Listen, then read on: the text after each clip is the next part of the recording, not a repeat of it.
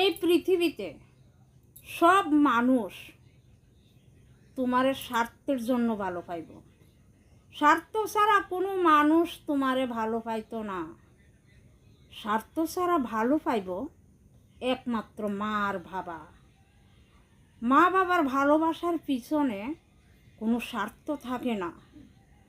মা বাবা তো বিনা স্বার্থে সন্তানকে ভালোবাসে। তাই মা বাবাকে ভালোবাসতে শেখো।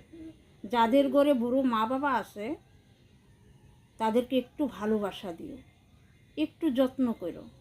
কারণ তারা যখন বুড়া হয়ে যায় তখন তারা বাচ্চার মতো হয়ে যায়। তাদের নিজের বলতে কোনো কিছুই থাকে না। না তারা নিজে খাইতে পারে, না নিজে চলতে পারে। তাই মা বাবাকে যদি ভালোবাসো, দেখবে তোমার ঘরে সুখ সব সময় থাকবে। মা বাবা হলো পরম ভগবান।